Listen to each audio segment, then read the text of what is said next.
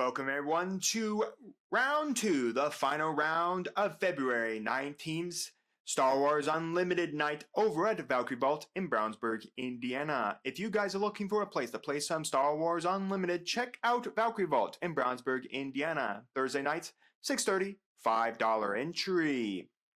And Jabba Sec Green is back to go up against Obi-Wan LOF Force Yellow. So we got some Force gameplay. I get some Secret of Power gameplay. And we're up to see what this one is because this is the deck I actually lost out in round number 1. We took 2 games against my Ray Data Vault. It was a grind fest to get through both of them, but Obi-Wan was able to win it out in the end against Ray. So we're going to discuss Obi-Wan LOF Force Yellow since we have already checked out Jabba Sec Green in round number 1. So Obi-Wan stays on his front side, action, tap him, use Burn the Force. You may give a unit an experience token that doesn't already have an experience token. He flips on 5 or 6. I can't remember. I believe he's a flip on a 5. He's a 3/6 leader on his backside that states on attack you may give another friendly unit a experience token if they don't have one. So 1, I don't like on his backside that he doesn't give himself an experience token, even if it's just 1 experience token. He can give himself 1, but I guess a 4/7 guy on a 5 is not the best, but in my opinion, that would have been really nice for him. But nonetheless, your whole gimmick here is that you're just playing control ramp.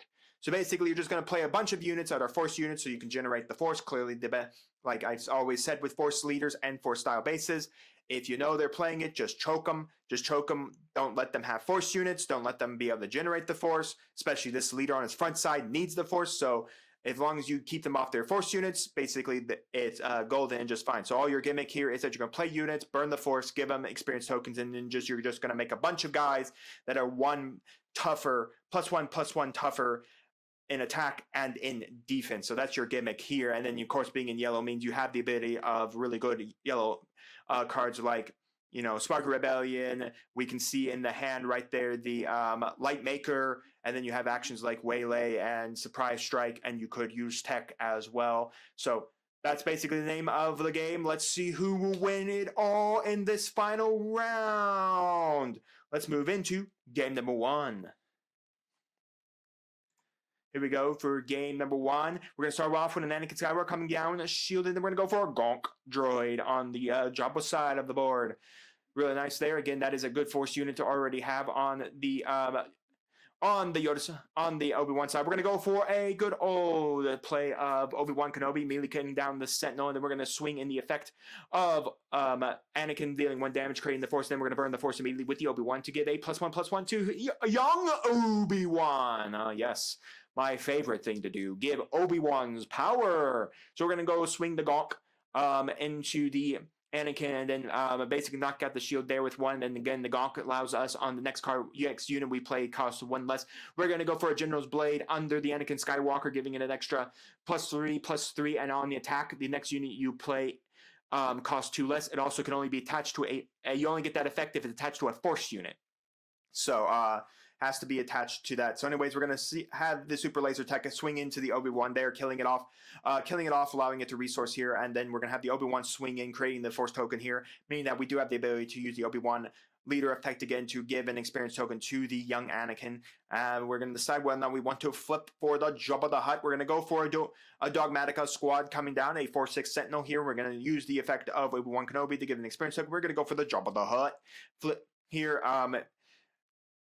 Flip here, and then we're just looks like we may be going just for 2 damage there, and then we're just going to go for a pass, nothing else to really do here. Again, not really risking much here, especially with that Dogmatica up with a 4/6 here, meaning that technically the Anakin does not kill the Dogmatica, meaning that the Jabba would then be able to smash the 5 damage back to something else. So anyways, we're going to go for Maz's ability to immediately allow for the attack there, immediately killing the Dogmatica squad and trading out with the Obi-Wan Kenobi, thanks to Maz's win plate skill there, which is pretty nice there. Again, it targets a Force unit and allows it to give it a +2 in the attack. Anyways, we're just going to go for the effect of Nimble to immediately be able to rest the Anakin here. And then we're going to trigger the Obi-Wan effect to immediately use the Force to give a +1/+1 to good old Maz. So really nice here so far. So a pretty good back and forth game we've gotten so far. No one's really taken the full initiative yet. We're going to just swing 1 damage into Maz, killing the Gonk Droid. The Gonk Droid does still get the ability of on attack there. We're going to go for a Death Trooper to do 2 damage to Maz and then 2 damage to the Death Trooper there, and immediately be able to kill off the Maz there thanks to the effect of good old Jabba the Hutt, and then Jabba the Hutt. And then we're going to do 3 damage to Jabba the Hutt there, and then 3 damage back at Obi-Wan Kenobi as well here.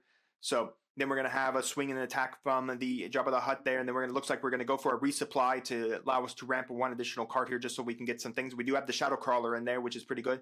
That does give us a big ambush target we can swing in. We also have, I think there's a 𝐒𝐒𝐄𝐒 in there, but I don't know if the 𝐒𝐒𝐄𝐒 is going to be really good here because you need to show blue-black to trigger, always have the 𝐒𝐒𝐄𝐒 trigger active here. So anyways, we're going to swing in the Obi-Wan again into the Jabba the Hutt there, doing 3 more damage to Jabba there, putting it up to 6 damage. It has still 3 health points left on it because it's naturally 8 plus the 1 from the Nimble. But again, Anakin can take care of that as well. The Jabba the Hutt does not cannot trigger his ability on himself. He has to trigger it on another unit. So anyways, we're going to go for the Crawler to immediately be able to attack the ambush that. And then it looks like that we're just a full concealment on the Obi-Wan Kenobi side. Nothing they can do about it because, again, the Shadow Crawler is going to attack the Anakin. It's going to be able to kill off the Anakin because it's 6 there, meaning it just takes back 5 damage from the Anakin, and then there's really nothing else the one player can do. They be able to play, it looks like, some Sky stuff, but it looks like they just decided to do a quick concealment there. Ground was just getting a little too out of hand there for them, so it looks like we're just going to be able to concede and move on to game number 2. Game number 2, folks. Here we go. Looks like both sides have finished up their resources. We're going to start off with another Anakin Skywalker on the Obi-Wan side, and Jabba the Hutt is going to miss his turn 1 play. You hate to see it, folks. You hate to see it. So anyways, we're going to go for a resupply, allowing us to ramp 1 more there, and then we're going to go for 1 damage, bringing us the experience token. And we're going to play out Obi-Wan Kenobi. Then we're going to trigger Obi-Wan Kenobi to get that experience token by burning the Force. The little symbol on the side, that is the Force trigger getting flipped back and forth. It was 3D printed by actually the left side player. He gave me one myself, so I have that is my Force token as well, which is pretty nice. We're going to go flip for Jabba the Hutt. We're going to go for 4 damage into, of course, Jabba the Hutt there, immediately taking 2 back on the Obi-Wan Kenobi, already dealing with the thing.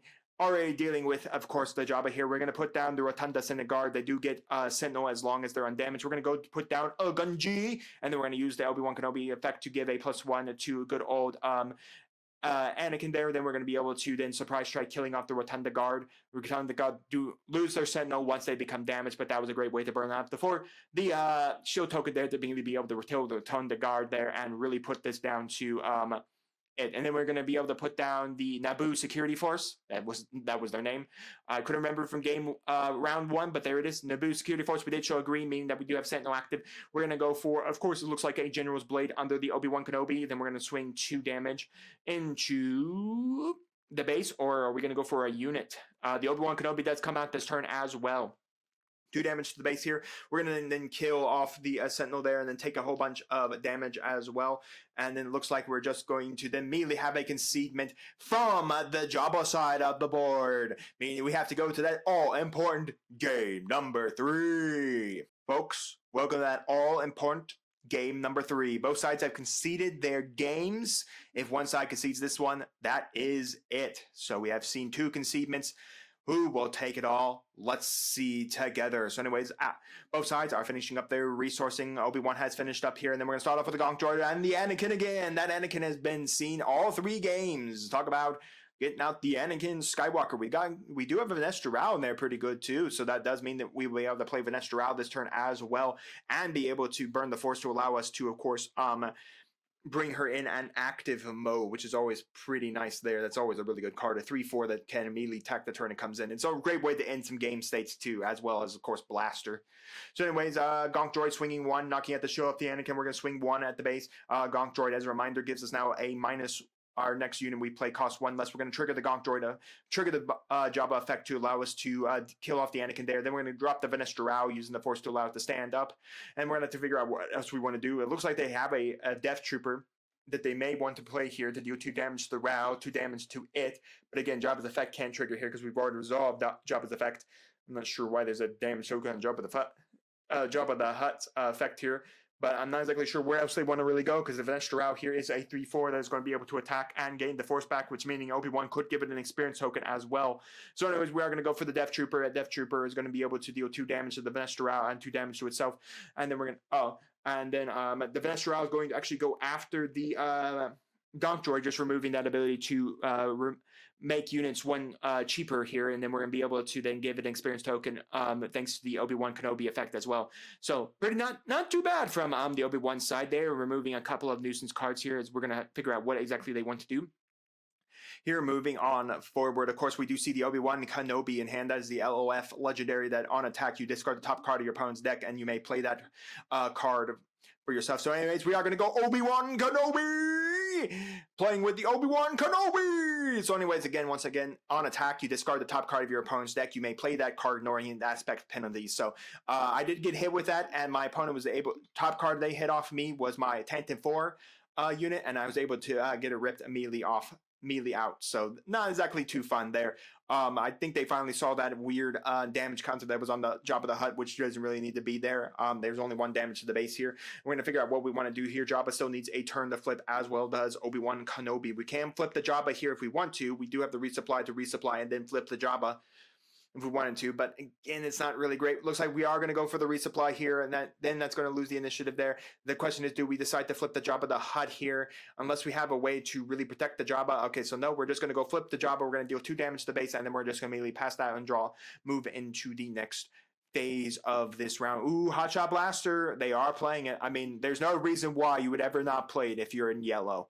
So anyways, we're going to swing for the Obi-Wan, then the Obi-Wan's going to mill the top card of your deck. Oh, nope. We're going to, instead of attacking, because it has attacked the base to get that effect to go off. So instead of attacking the Jabba the Hutt there, interesting play there to attack the Jabba the Hutt instead of going after the base there to see what we have. So we're going to go for a Rotunda